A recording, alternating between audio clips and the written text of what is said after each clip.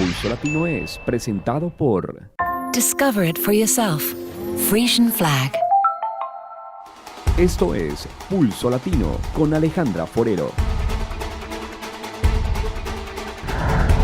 Les damos la bienvenida a todos nuestros televidentes a una emisión más de Pulso Latino. Agradecemos por su sintonía.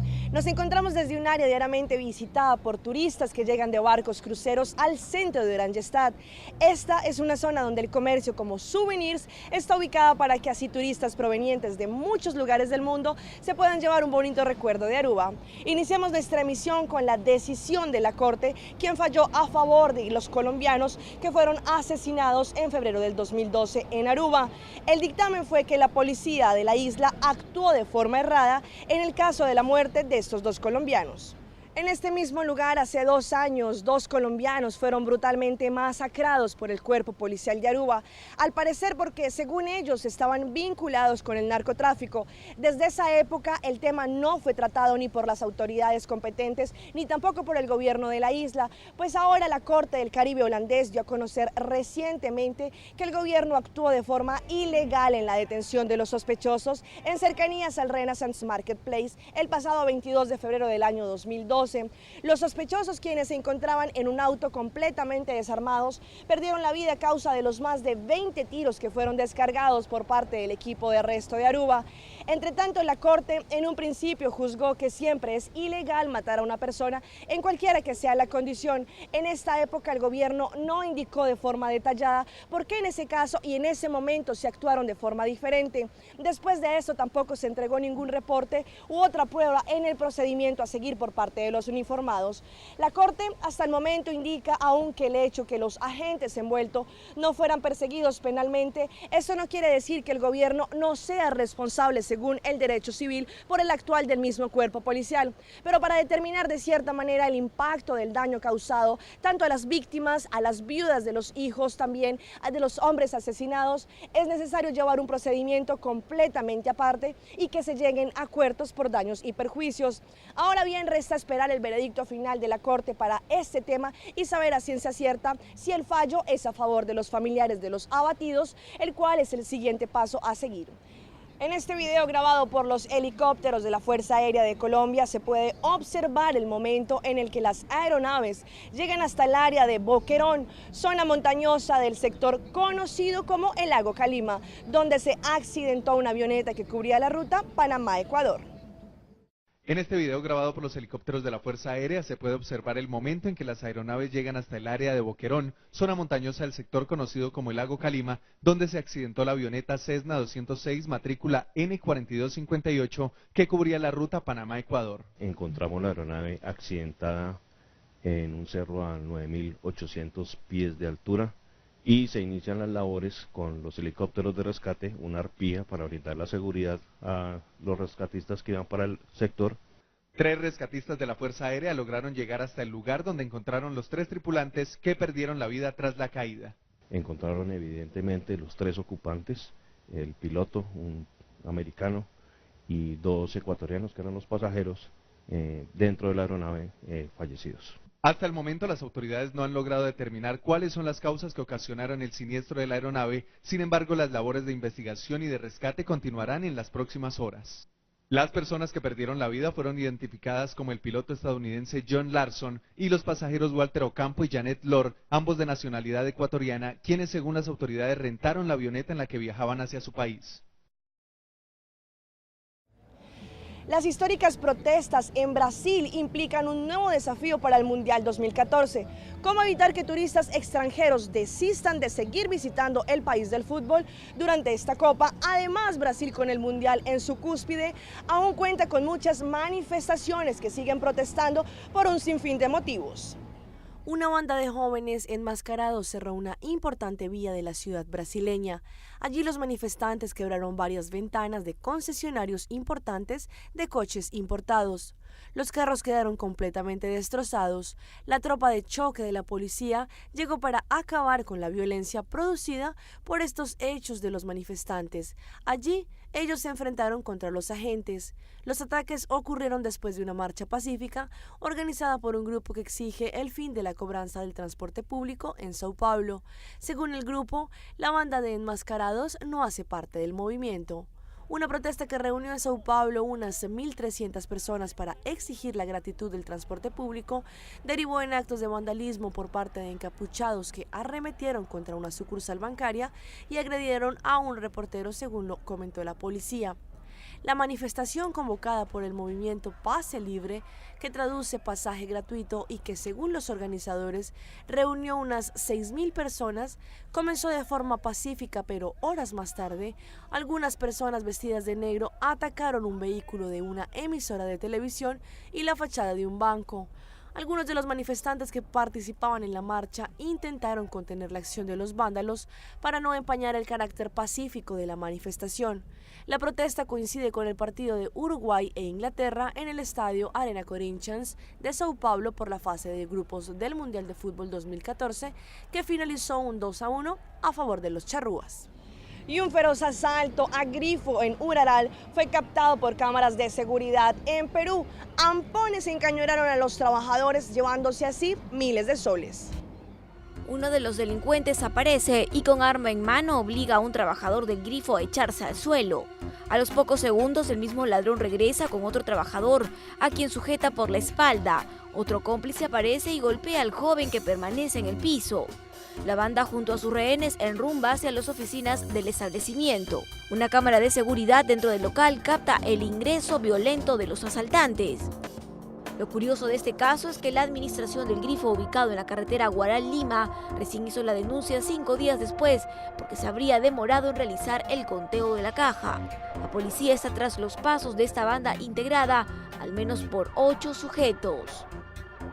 En la provincia de Chiriquí, en Panamá, el Ministerio Público realizó un hallazgo importante que podría guardar relación con la desaparición de las holandesas desaparecidas hace 2 meses en el Boquete. Veamos de qué se trata.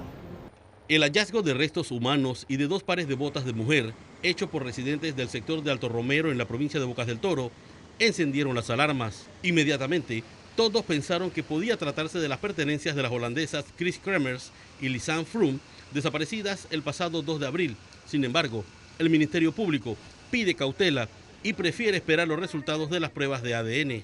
Se realizó un hallazgo, inmediatamente pues procedí a la medicina forense, al Instituto de Medicina Forense, para que se proceda a hacer el ADN.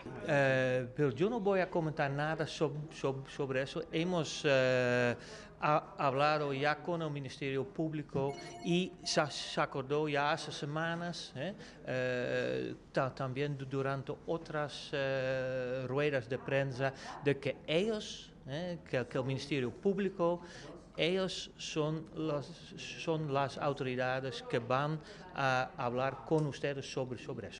TVN Noticias captó en exclusiva cuando la mañana de este jueves la fiscal Pití regresaba de Alto Romero con las pruebas encontradas. Sin embargo, prefirió guardar silencio. Residentes del lugar advierten que el sector donde fueron encontrados los objetos es un área muy poco accesible. Exactamente no sabemos las coordenadas, pero sí sabemos el lugar, Alto Romero, el río Culebra, antes de llegar a esa área, y es un área bastante difícil. Se espera que en los próximos días se den los resultados de las pruebas de ADN que confirmen o rechacen si los restos encontrados pertenecen o no a las holandesas desaparecidas el pasado 2 de abril. En este video se muestra el ataque de unos perros pitbull en un área de El Salvador. Allí estos perros se ensañaron en contra de sus víctimas, dejándoles heridas en sus cuerpos. Veamos el siguiente informe. Este video casero muestra el dramático momento.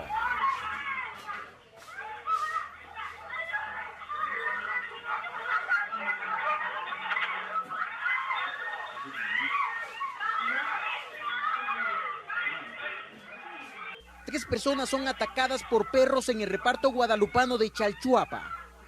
2 de las víctimas logran esconderse tras ser mordidas, pero luego los caninos se ensañan con una mujer de avanzada edad.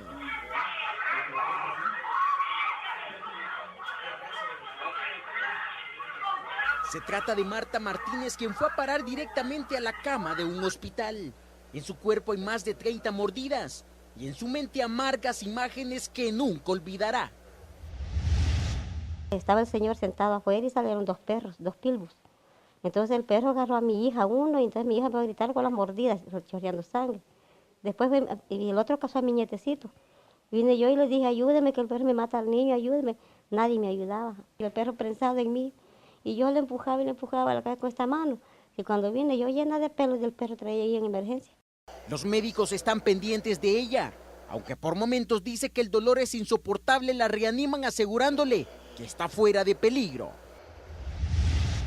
Más o menos unos 4 o 5 centímetros de longitud por unos 2 de diámetro y 1 centímetro de profundidad. Todas ellas y más múltiples lesiones puntiformes que están ubicadas siempre en la pierna derecha, miembro superior izquierdo y una lesión en la pierna izquierda. Los otros atacados se recuperan en su hogar. Entre ellos hay un menor de edad. Y yo lograba querer agarrar uno, pero los dos las piernas le buscaban. Después el otro le agarró el brazo y no se lo soltaba. Y donde yo vi eso fue donde la tiraron al suelo. El dueño de los animales está consciente de lo que ocurrió y tiene su propia explicación desde el anonimato. Mientras tanto, los familiares de las personas atacadas claman justicia. Mire, si los animales media vez no los pasen cucando, es que esa es la jodida, que a veces está abierta la puerta al balcón y empiezan a tirarles piedras y babosadas. No es justo eso de que solo miren las cosas así y así las dejen, no es posible. La gente que yo quiero justicia y que el viejo pague todos los daños también que le ha hecho a mi hija. El caso ya está en manos de la Fiscalía, que de oficio investigará, según lo publicó la tarde de este miércoles en sus cuentas de redes sociales. Se espera que en 48 horas Marta Martínez regrese a su hogar. Por fortuna se encuentra estable y podrá contar esta historia, sin lugar a dudas, la peor de su vida. En Chalchuapa, Santa Ana, con imágenes de Ever Ábalos, Julio Guevara, Noticiero Hechos. Y frente a este tema, en Aruba desde el año 2012 existe una ley que regula que cada persona debe hacerse responsable de los hechos que su perro comete, y no solo por los actos en su condición como animal, sino que también el dueño debe estar comprometido a mantener su perro, a cuidarlo y a velar porque éste esté educado para no cometer actos en contra de las personas. Así como hay muchos perros que han sido mal adiestrados y cometen un sinfín de daños en contra de la humanidad, hay otros que por culpa de sus dueños viven en una situación precaria. En Aruba, desde el año 2002 existe una ley en la que quedó regulado que cada dueño es completamente responsable de los actos de su mascota, y no solo si éste comete algún acto en contra de la humanidad, sino también deben buscar la seguridad de sus mascotas, como su alimentación, vivienda, vacunas y su bienestar en general. En una rueda de prensa, la comisaria de la policía indicó que cada persona debe ser responsable por todo lo que tenga que ver con su mascota, en este caso en los perros, ya que últimamente se ha visto como muchos casos, los dueños de mascotas cuando se enferman se deshacen de estos de una forma ilegal, y según lo indicado por la comisaria policial, este hecho es castigable según la ley. Habitantes de Nariño, Colombia, se mostraron indignados con varios mensajes del expresidente Álvaro Uribe en su cuenta a través de Twitter, en los que señala que en algunos municipios de este departamento los electores fueron presionados por las FARC para votar por el presidente Juan Manuel Santos. Las autoridades civiles del departamento calificaron los mensajes de irrespetuosos. Este fue uno de los trinos del expresidente Álvaro Uribe Vélez que causó indignación entre los habitantes de Nariño. El primero en reaccionar fue el secretario de Gobierno de Nariño, Jaime Rodríguez, quien afirmó que por tradición Uribe nunca ha ganado en el departamento. Esto es irrespetuoso en primer lugar y es desproporcionado, ¿no? Porque Nariño tiene una tradición de votación a favor de las fuerzas democráticas, progresistas, de avanzada. Llevamos 14 años de gobiernos alternativos en Nariño y el presidente Uribe ha sido derrotado aquí por la izquierda.